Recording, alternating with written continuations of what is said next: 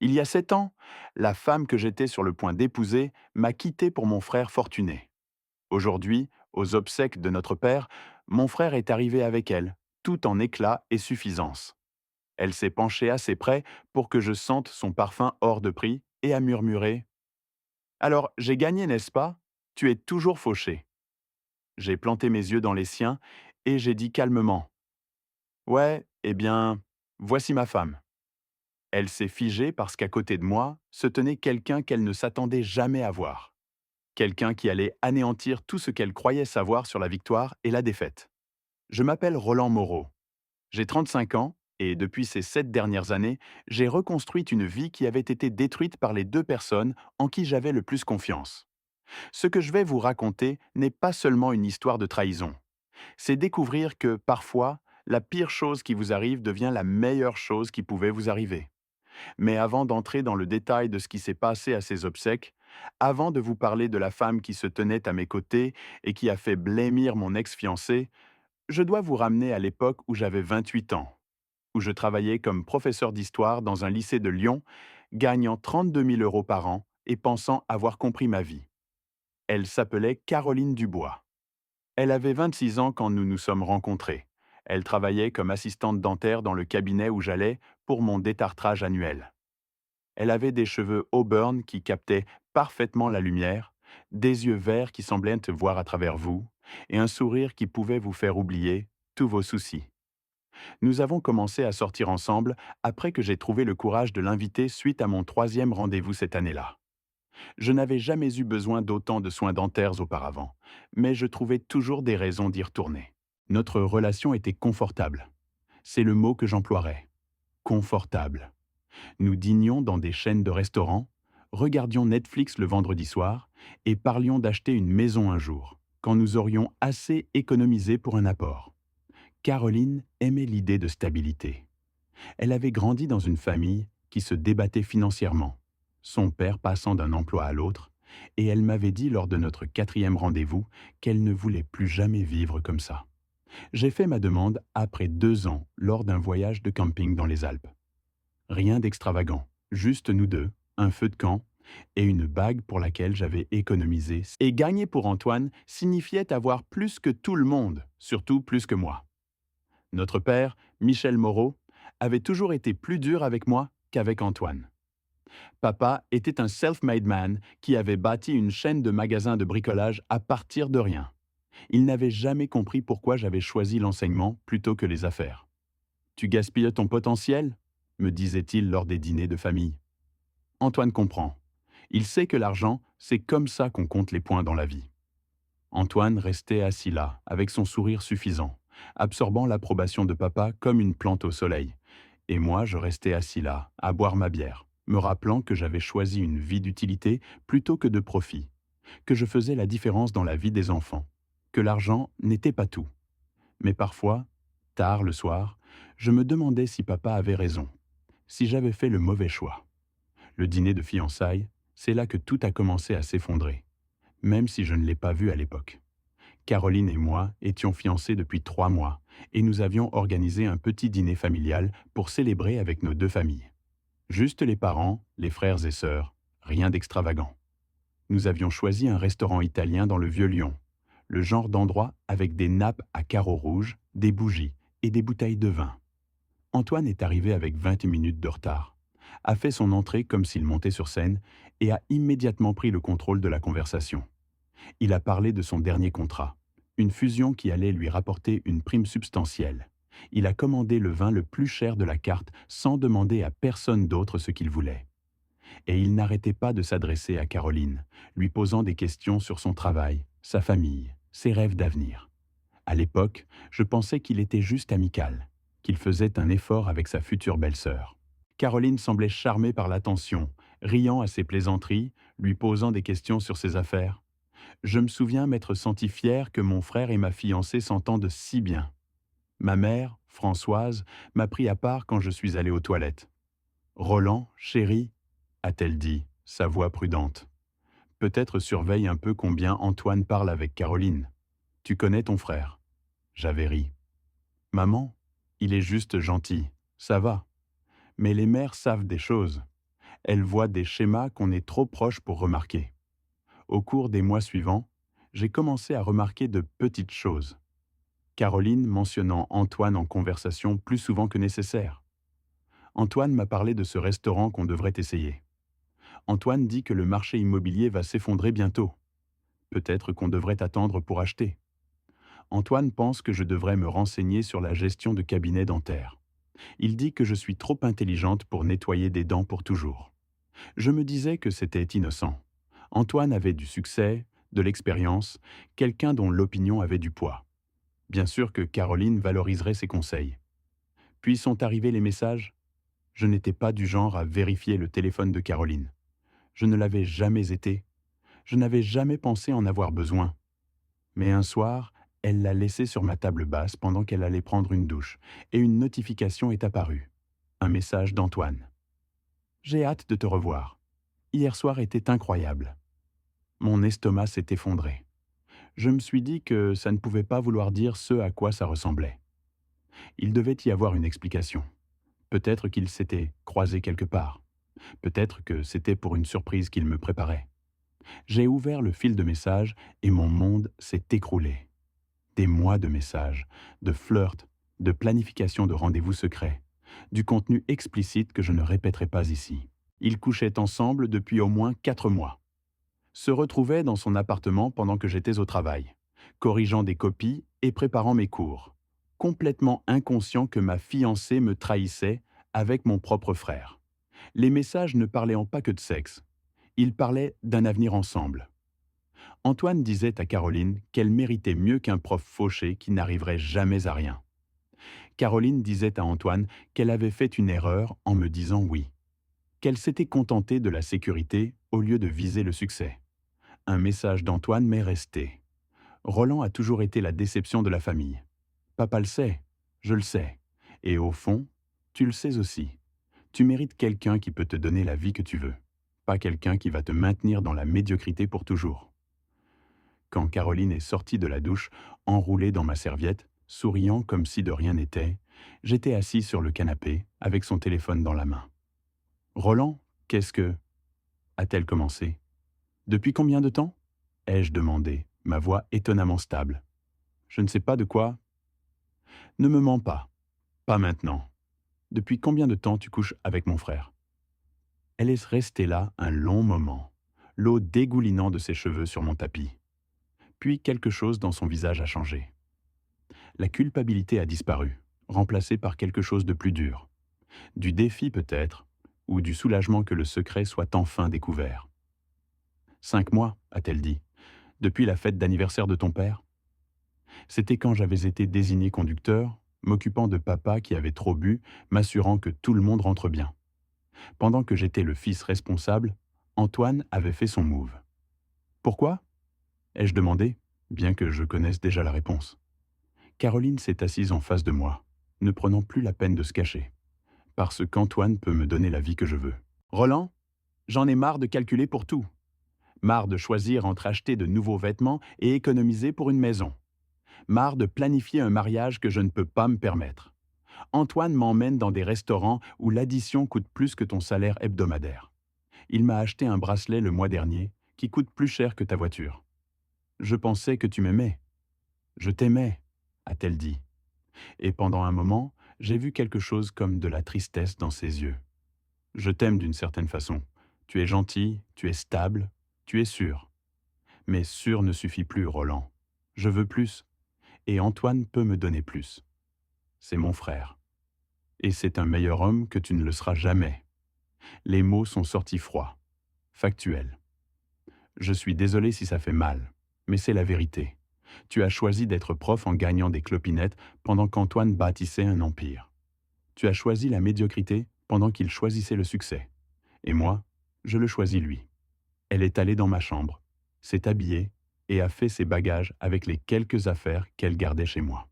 La bague de fiançailles, pour laquelle j'avais économisé 6 mois, était posée sur ma table basse, là où elle l'avait placée.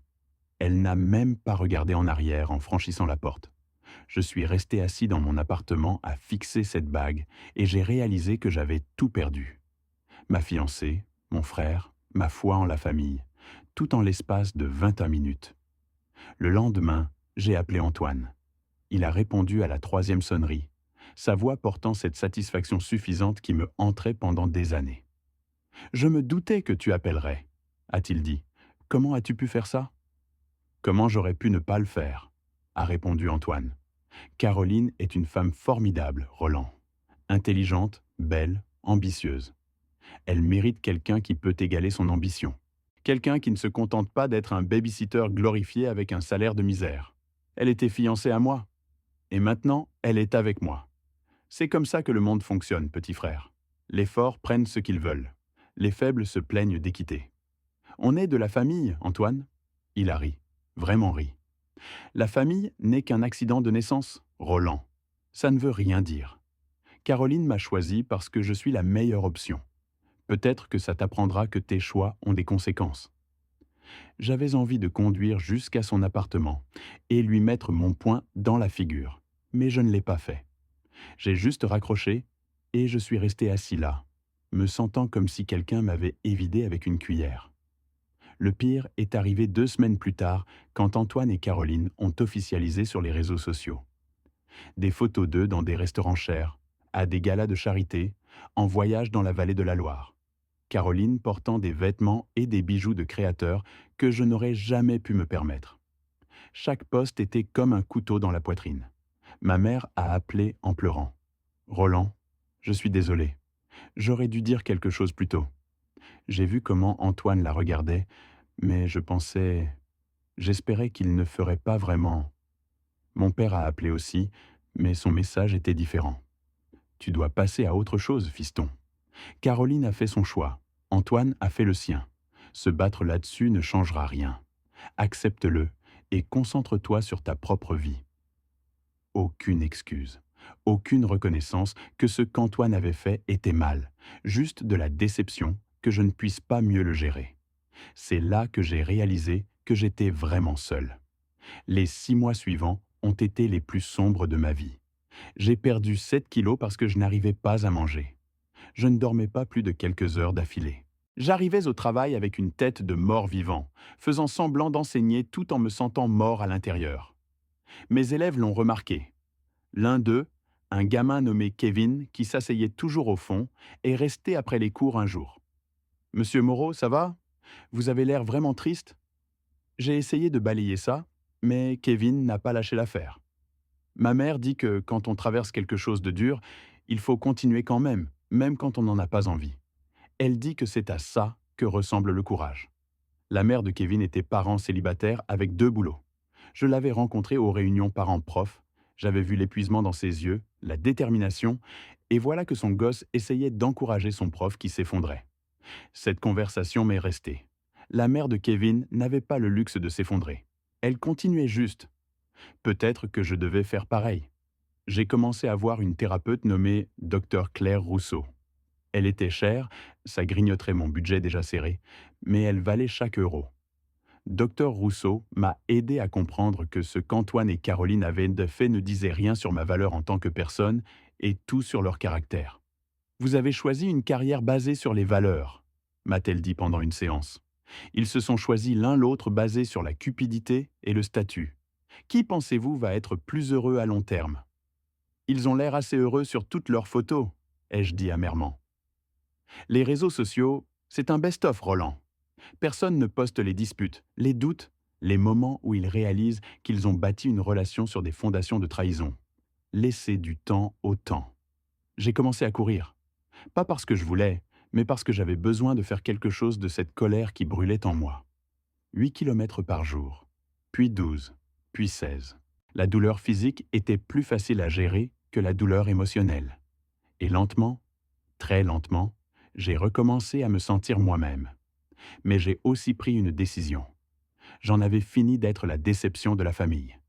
Fini d'être le type que tout le monde sous-estimait. J'allais construire quelque chose. Prouver que mon père et Antoine avaient tort sur moi. Je ne savais juste pas quoi encore. La réponse est venue d'un endroit inattendu. L'un de mes collègues, un prof d'informatique nommé Julien Petit, a mentionné qu'il développait une appli éducative sur le côté, Quelque chose pour aider les élèves à apprendre l'histoire à travers des chronologies interactives et de la gamification.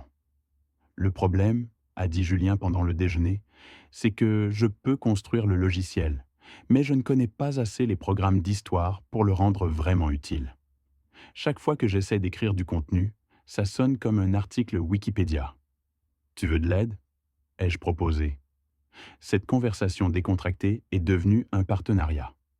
Julien et moi avons passé nos soirées et nos week-ends à construire Histoire interactive, une appli qui rendait l'apprentissage de l'histoire engageant pour des élèves qui avaient grandi avec des smartphones et une capacité d'attention courte. Nous y avons mis tout ce que nous avions, argent, temps, expertise. 6 mois après le lancement, nous avions 10 000 téléchargements. Un an plus tard, 100 000. Les rectorats ont commencé à nous contacter, voulant l'acheter pour leurs systèmes entiers. Les éditeurs éducatifs voulaient l'acquérir. 2 ans après cette conversation pendant le déjeuner, Julien et moi avons vendu Histoire interactive à l'un des plus gros éditeurs éducatifs du pays pour 6 millions d'euros. Après les taxes, les frais légaux et le partage avec Julien, je suis parti avec 2,4 millions d'euros. J'avais 31 ans et soudain riche au-delà de tout ce que j'avais imaginé. Mais voici ce qu'Antoine et Caroline n'ont jamais compris. L'argent ne changeait pas qui j'étais. J'ai continué à enseigner encore une année parce que j'aimais ça. J'ai acheté une maison modeste, pas un penthouse. J'ai conduit une voiture fiable, pas un symbole de statut. Et j'ai utilisé une partie importante de cet argent pour établir un fonds de bourse pour des étudiants de famille à faible revenu qui voulaient devenir enseignants. Je n'ai pas fait de publicité pour ma richesse, je n'en ai pas parlé sur les réseaux sociaux. Je n'ai pas envoyé de message triomphant à Antoine. J'ai juste vécu ma vie tranquillement, avec purpose, et j'ai essayé de passer à autre chose de la trahison qui avait failli me détruire. Passer à autre chose incluait sortir avec quelqu'un de nouveau, bien que j'étais méfiant au point de la paranoïa. Chaque femme que je rencontrais, je me demandais si elle s'intéressait à moi ou à ce que je pouvais fournir. Ça rendait les relations difficiles, toujours chercher des arrière-pensées, toujours attendre la trahison. Puis j'ai rencontré Sophie Chen lors d'une conférence d'enseignants à Marseille. Elle était professeure spécialisée de Toulouse, passionnée par l'éducation inclusive, drôle d'une façon pince sans rire qui m'a pris par surprise. Nous avons parlé pendant 3 heures autour d'un café de centre de conférence et je n'ai pas mentionné ma situation financière une seule fois. Sophie était différente de Caroline dans tout ce qui comptait. Là où Caroline s'était concentrée sur l'apparence et le statut, Sophie se souciait de la substance et de l'impact. Elle conduisait une Clio de 10 ans et ne s'en excusait pas. Elle portait des jeans et des chaussures confortables au lieu de marques de luxe. Et quand elle parlait de ses élèves, son visage s'illuminait d'amour véritable. Nous sommes sortis ensemble à distance pendant 8 mois avant que je lui demande de déménager à Lyon. Avant de le faire, je lui ai tout dit sur mon passé, sur Caroline et Antoine, sur l'argent de la vente d'Histoire interactive. J'avais besoin de savoir si l'argent changerait les choses. Sophie a tout écouté, puis m'a regardé et a dit « Roland, je me fiche de ton argent. Ce qui m'importe, c'est que tu l'aies utilisé pour aider des étudiants à devenir enseignants. Ça me dit qui tu es. Le reste, ce ne sont que des chiffres sur un compte en banque. » Nous nous sommes mariés 1 an plus tard. Petite cérémonie, juste des amis proches et ma mère. Je n'ai pas invité mon père ou Antoine. Ils ne faisaient plus partie de ma vie et j'étais d'accord avec ça. Pendant les 3 années suivantes, Sophie et moi avons construit une vie ensemble.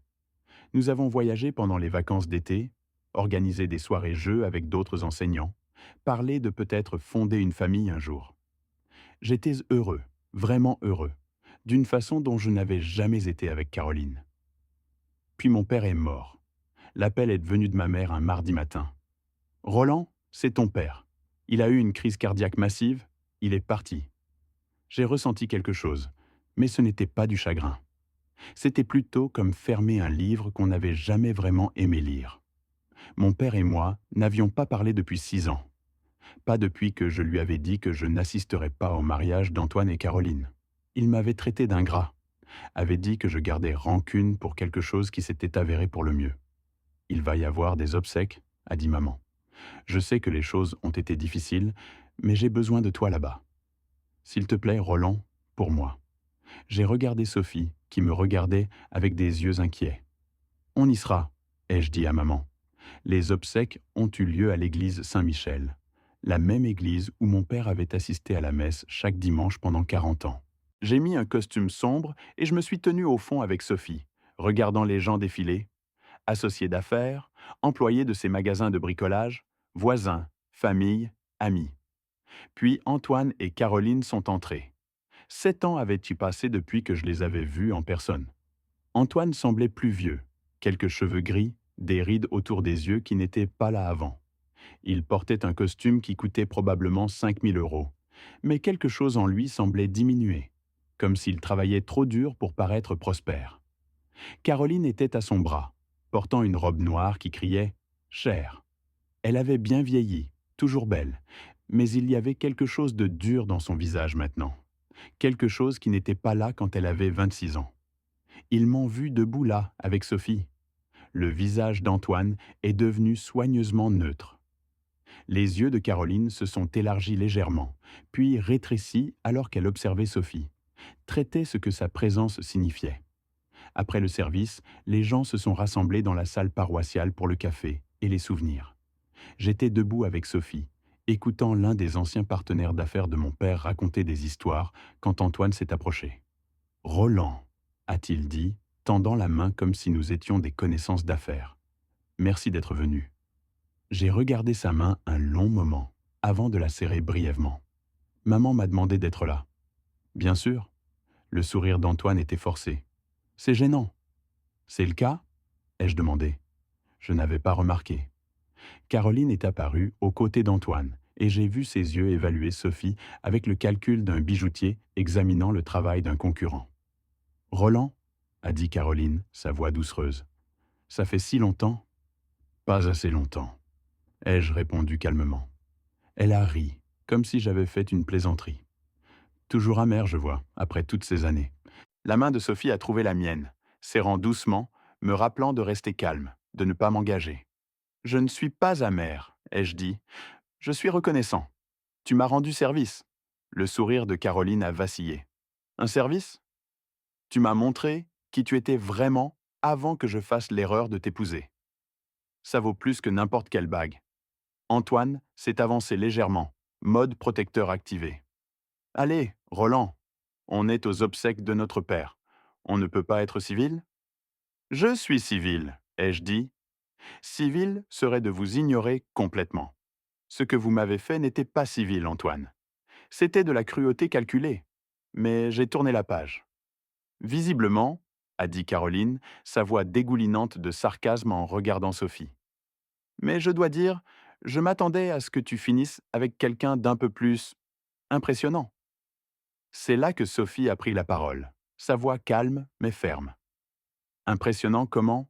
Moralement? Professionnellement? Parce que je suis assez sûr de vous battre sur les deux plans. Le visage de Caroline a rougi. Pardon? Vous m'avez entendu, a continué Sophie. Je ne vous connais pas et honnêtement, je ne veux pas. Mais je sais ce que vous avez fait à mon mari il y a 7 ans, et je sais que les gens qui bâtissent leur relation sur la trahison finissent rarement heureux. Oh, nous sommes très heureux, a dit Caroline rapidement. Trop rapidement. Les affaires d'Antoine vont à merveille. Nous avons tout ce que nous pourrions vouloir. Sauf l'intégrité, a dit Sophie simplement. La mâchoire d'Antoine s'est crispée. Vous ne savez rien de nous. J'en sais assez, a répondu Sophie. Je sais que vous êtes le genre d'homme qui vole son propre frère. Ça me dit tout ce que j'ai besoin de savoir sur votre caractère. C'est là que Caroline s'est penchée assez près pour que je sente son parfum hors de prix et a murmuré « Alors, j'ai gagné, n'est-ce pas? Tu es toujours juste prof, et nous, on vit la vie que tu n'aurais jamais pu me donner. » Je l'ai regardée, vraiment regardée, et j'ai vu quelque chose que j'avais manqué 7 ans auparavant. Le désespoir. Elle avait besoin que je croie qu'elle avait gagné parce qu'au fond, elle n'en était pas sûre. Ouais, ai-je dit calmement. Eh bien, voici ma femme. Caroline s'est figée, ses yeux passant entre Sophie et moi, la confusion remplaçant sa suffisance. Ma femme Sophie, ai-je continué, qui m'aime pour qui je suis, pas pour ce que je peux lui acheter. Ma femme qui m'a choisi quand elle pensait que j'étais juste un prof avec un salaire de prof. Ma femme qui s'en fichait quand je lui ai parlé de l'argent parce que l'argent n'a jamais été ce qui comptait pour elle. Le visage d'Antoine était devenu soigneusement impassible. Quel argent? L'argent de la vente de ma société de logiciels éducatifs il y a 3 ans, ai-je dit. Tu sais, celle que j'ai construite à partir de rien, pendant que tu étais occupé à voler ma fiancée. Celle qui s'est vendue 6 millions d'euros. La couleur a quitté le visage de Caroline. Tu mens? Vraiment? Demande à Julien Petit ou regarde les actualités business d'il y a 3 ans. Histoire interactive vendue aux éditions Hachette. Ça a fait les gros titres dans le secteur éducatif. Antoine me fixait comme s'il ne m'avait jamais vu. Tu as vendu une société pour 6 millions d'euros et tu n'as dit ça à personne? Je l'ai dit aux gens qui comptaient, ai-je dit, serrant la main de Sophie. Les gens dans ma vraie vie. Tu as cessé de faire partie de ma vie le jour où tu m'as trahi. Caroline avait l'air d'avoir reçu une gifle. Mais tu enseignes encore. Tu conduis une Honda. Parce que ce sont mes choix, ai-je dit. J'enseigne parce que j'aime ça. Je conduis une voiture fiable parce que je n'ai rien à prouver à personne. Et je suis plus heureux que je ne l'ai jamais été. Tu mens, a répété Caroline, mais sa voix tremblait maintenant. C'est juste une tentative pathétique de te sentir mieux. Sophie a sorti son téléphone, a fait une recherche rapide et a montré à Caroline l'article. Roland Moreau et Julien Petit, professeurs lyonnais qui ont créé Histoire Interactive, vendent à Hachette pour une somme non divulguée. L'article estimait le prix de vente entre 6 et 10 millions d'euros. La main de Caroline tremblait quand elle a rendu le téléphone. Elle a regardé Antoine, et j'ai vu des années de doute soudain se cristalliser en terrible certitude. Combien tu gagnes maintenant? Ai-je demandé à Antoine sur le ton de la conversation. Tu touches toujours 7 chiffres, ou le marché est devenu plus dur? Le silence d'Antoine était une réponse suffisante. C'est ce que je pensais, ai-je dit. Tu vois, le truc avec construire un business basé sur le conseil, c'est que tu n'es valuable que tant que ton dernier contrat. Le secteur tech a été brutal ces dernières années, pas vrai? On s'en sort bien, a dit Antoine, mais sa voix manquait de conviction. Vraiment? Ai-je demandé. Parce que, d'où je me tiens, on dirait que tu travailles beaucoup plus dur pour beaucoup moins. C'est marrant comme ça marche. Caroline regardait Antoine maintenant, avec une expression que je me rappelais bien. Le calcul, la réévaluation, le questionnement sur si elle avait fait le bon choix. La différence entre toi et moi, Antoine, ai-je continué, c'est que j'ai construit quelque chose qui comptait, quelque chose qui aide les enfants à apprendre, quelque chose qui nous survivra à tous les deux.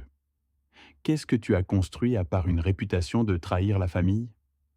C'est ridicule, a dit Antoine. Mais il se détournait déjà. Caroline, on s'en va. Mais Caroline ne bougeait pas. Elle fixait Sophie, remarquant sa robe simple, son absence de bijoux, son contentement évident. Tu te fiches vraiment de l'argent? A demandé Caroline à Sophie. Pas du tout, a répondu Sophie. Ce qui m'importe, c'est que Roland ait établi un fonds de bourse pour les futurs enseignants avec une partie importante de cet argent. Ce qui m'importe, c'est qu'il se présente encore au travail chaque jour, parce qu'il aime enseigner. Ce qui m'importe, c'est qu'il soit gentil et honnête, et qu'il ne mesure pas sa valeur par son compte en banque. L'argent, c'est juste un bonus. Caroline m'a regardé une dernière fois, et j'ai vu quelque chose se briser derrière ses yeux. 7 ans à se dire qu'elle avait fait le bon choix, qu'elle avait gagné, que quitter Roland pour Antoine était le move intelligent. Et en une conversation, tout ça s'effondrait. J'espère que tu es heureux, a-t-elle dit tranquillement. Et pour la première fois, ça ne sonnait pas comme une insulte, ça sonnait comme une supplication. Je le suis? Ai-je dit honnêtement. Je le suis vraiment.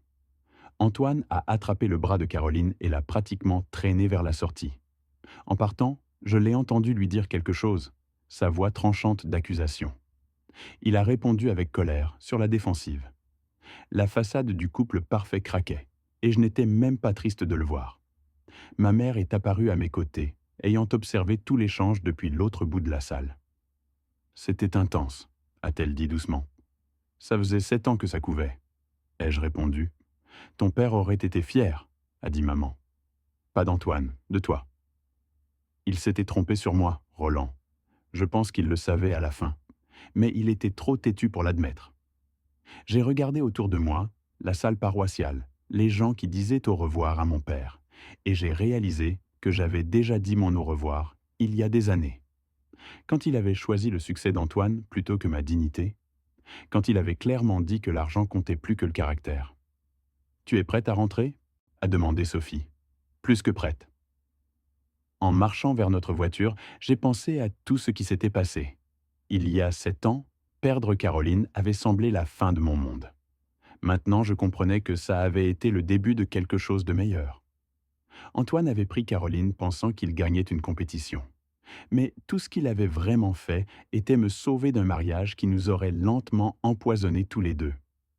Caroline voulait quelqu'un qui pouvait lui acheter des choses. Antoine voulait un trophée pour prouver sa supériorité.